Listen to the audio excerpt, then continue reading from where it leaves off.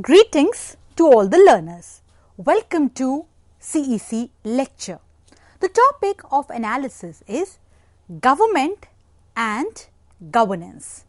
In this lecture, we shall present an overview of various ideas and concepts related to the terms of government and governance.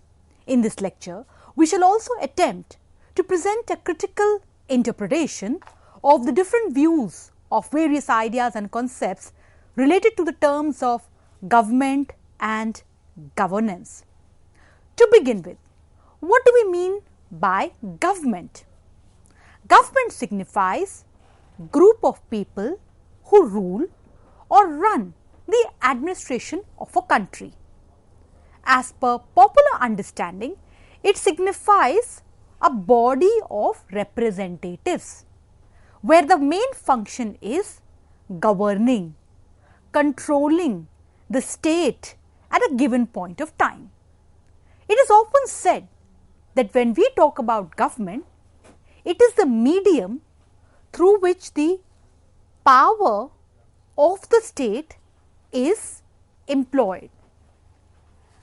Government, as we take our discussion forward then, it denotes exercise of authority in an organization, institution or state.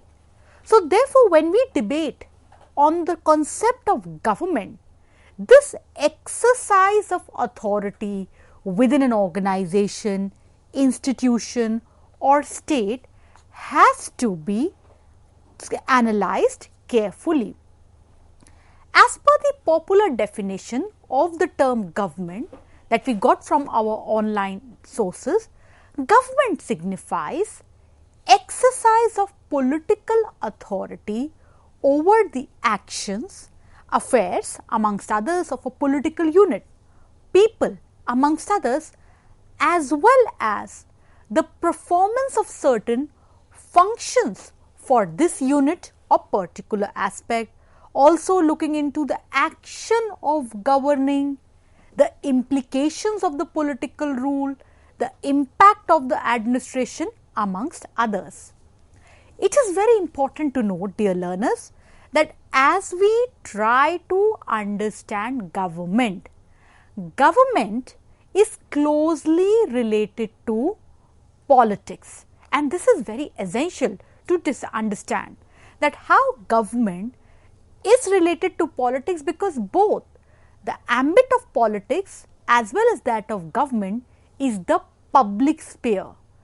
Then as we try to understand government and politics within the public sphere, it is essential that we must also look at the changes brought in the various dimensions of the public sphere, namely ecological, economic, social, cultural, amongst others.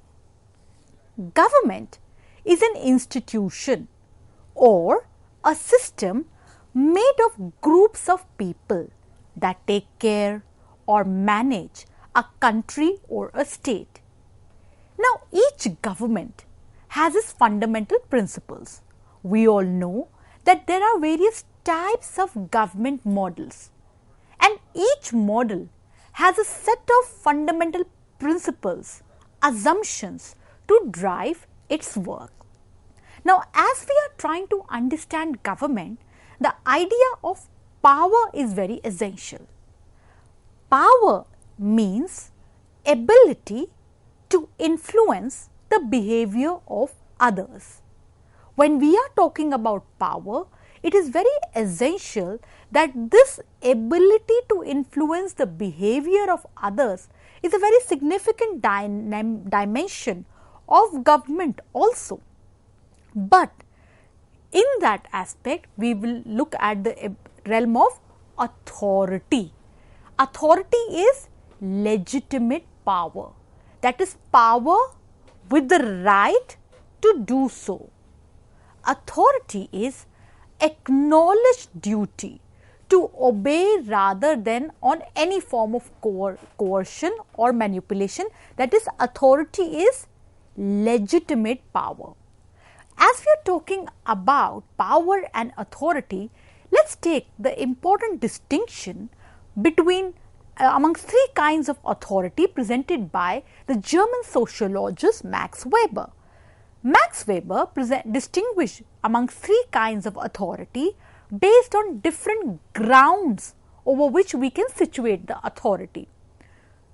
Traditional authority, that is rooted in history, norms, values. Charismatic authority, that is based on charisma or personality of the person. Third, legal authority, that is based on a set of impersonal rules. Government, now as we are trying to understand the idea of government, authority is very essential because the power of the government must be backed by legitimate power, that is authority. Now, as this authority of the government can be seen in different realms. Now, government normally consists of legislature, executive and judiciary. The function of legislature is to make laws, the executive enforces them, the judiciary applies to them, adjudicates to them with respect to certain cases arising out of the breach of law.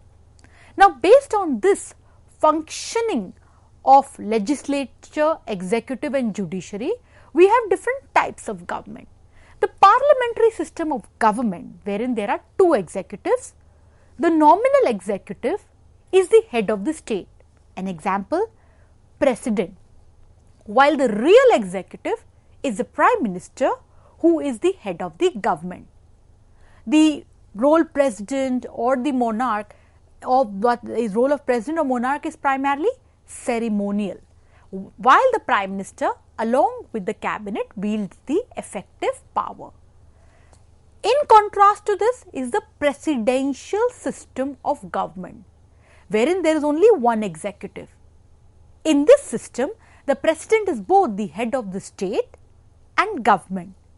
The executive is not responsible to the legislature for its policies and acts and is constitutionally independent of the legislature in respect of its terms of office. Now, there are basically two forms of democratic government system, that is presidential and parliamentary.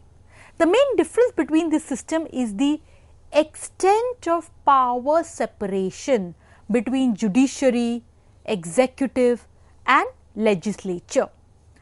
As we see, in the parliamentary form of government, the executive, that is the council of ministers, is accountable to the cabinet is accountable to the parliament for its acts. Conversely, in the presidential form of government, there is no such accountability, that is the executive body is not accountable to the parliament for its acts. Now, as we talk about government, government has further other forms. For example, democracy. Democracy is a form of government that allows people to choose leadership. Communism is a form of government where there is centralized form of government led by a single party. Then we have oligarchies. Oligarchies are governments in which a collection of individuals rule over the nation. Then we have the aristocracy, that is a government form in which a small ruling elite, the aristocrats, wield power.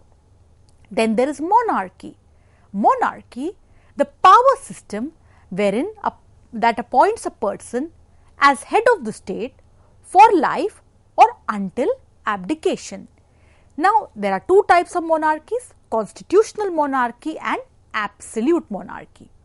Theocracy, form of government with specific religious ideology.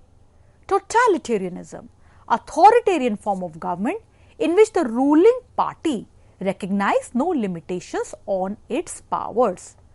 Now, with this broad classification of various types of government, we now move towards the next level of discussion wherein we will deliberate on functions of government. The primary function of any government are to protect the basic human rights, to ensure secure environment, to secure law and order. Governments have the responsibility to ensure peace within its borders, check external aggression. Government must create a conducive environment for material prosperity and economic growth. Governments have a duty for maintenance of authority.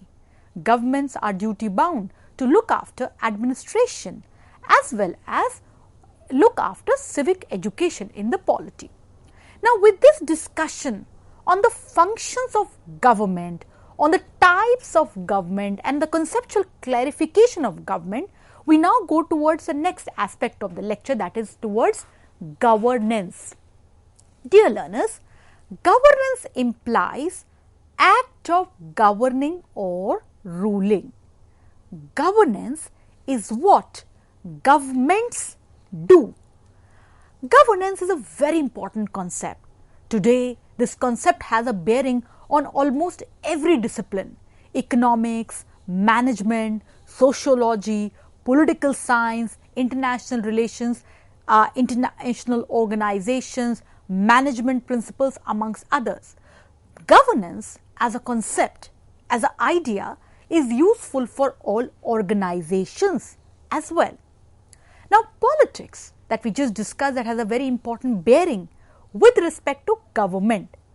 Politics, if we take the perspective from Andrew Haywood, it is the art of government, the exercise of control within society through the making and enforcement of collective decisions. Politics, once again we take reference, that is the popular idea from what we get from Merriam-Webster's dictionary, that is, these politics concern activities that relate to influencing the actions and policies of a government or getting and keeping power in a government. Now, politics exists within the public sphere, and today this public sphere has state as well as non-state actors like kinship group, private business, trade unions, professional clubs, community groups, ideological groups, amongst others. Politics, that is, social relations involving authority of power, the regulation of political units, methods used to formulate and apply social policy, amongst others. Today, this politics is seen in the plural tenor, that is, pluralism sees politics primarily as a contest amongst these competing interest groups.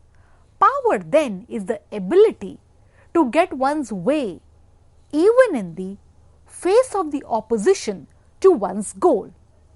Authority, that it refers to the use of power that is seen as legitimate or socially approved, recognized.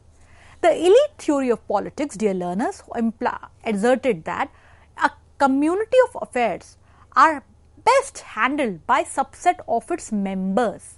In modern societies, such arrangements is in fact inevitable. The Italian social theorists Gaetano Mosca and Vilfredo Pareto presented the idea that elite rule is inevitable. The iron law of oligarchy, advanced by German-born Italian political sociologist and economist Robert Michels, that is, the sociological perspective according to which all organizations, including those committed to democratic ideals and practices, will inevitably see rule by an elite few, an oligarchy. In contrast to this, the pluralist theory of politics, that is, recognition and affirmation of diversity within politics. As per this perspective, power is or should be dispersed amongst a variety of economic and ideological pressure groups and is not and should not be held by single elite or group of elites. Now, seen in this perspective in the contemporary sense, because of plurality in the public sphere, governance is a broader sphere than government. In its wildest sense, governance refers to the various ways in which social life is coordinated. Government is one of the institutions in governance. As Andrew Haywood presented the idea, and we quote, "It is possible to have governance without government." Let's take some important academic perspective from various research, from various reports that debated on governance to understand the concept of governance better. The work from Kaufman and al. Presented the idea that governance implies there are different definitions, and by Kaufman and al.'s work, that is, governance is the traditions and institutions by which authority in a country is exercised. According to the very significant document, the World Bank's PRSP's handbook, governance implies the way power is exercised through a country's economic, political and social institutions. Another important document and report that we take reference to understand governance, the Country Governance Assessment in 2005, this work pointed out that governance is the sound exercise of political, economic and administrative authority to manage a country's resources for development. It involves institutionalization of a system through which citizens, institutions, organizations and groups in a society articulate their interests, exercise their rights and mediate their differences in pursuit of the collective good. Another important perspective with respect to the various dynamics that are involved in governance, we get that from the UNDP's definition, that is, governance implies exercise of political, economic, administrative authority to manage a country's affairs at all levels. Governance comprises mechanisms, processes, institutions through which citizens and groups articulate their interests, exercise their legal rights, meet their obligations and mediate their differences. Another significant perspective that we get from the reports of OECD on governance, that is, governance implies a system by which business organizations are directed and controlled.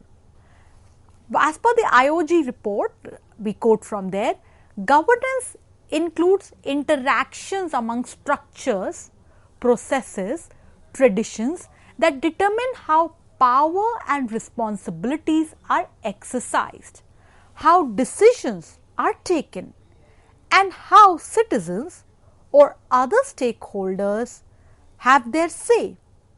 Fundamentally, it is about power, relationships and accountability, who has influence, who decides, and how decision makers are held accountable. Another important perspective on governance we get from Asian Development Bank. In broad terms, this perspective says governance is about institutional environment in which citizens interact amongst themselves and with government agencies and officials. So therefore, as we were discussing all these important perspectives on governance, we get the sense that earlier the idea of government was limited to the activities of the sphere of the state. In the erstwhile understanding, government connoted public initiative with the statist perspective. But today, the idea of public has become much broad. The public sphere is much more has much more to it. So therefore, the conception of politics, understandings of government have now moved beyond the narrow perspective. Today we have to see that for any issue, from water to air pollution to education, state exists with non-state actors, and this is prevalent in every country. Power is dispersed amongst various competing groups, and in this sense, governance has to be seen as a broader term. Today, the context of the work of the state is much more diverse. Today, along with the idea to ensure law and order security, any state has to work towards health security, ecological security, individual security, food security, and herein we see that how the idea of state has to be now seen, the work of public sphere has to be seen in a broader aspect where the state exists with non-state actors and power is also diverse. So, relationships, accountability therein therefore has to be then also situated on a broader sense. So, therefore, dear learners, the idea of government, which was only earlier about activities of the state, today it has witnessed change, and therefore, governance has become a very important concept, a very significant topic for all disciplines. We hope the lecture presented to you significant inputs and insight into the differentiation between the terms government and governance. We hope the lecture presented to you significant insights with respect to various aspects involved in understanding the concept of government and the concept of governance. We look forward to positive, encouraging feedback from you all. Thank you very much.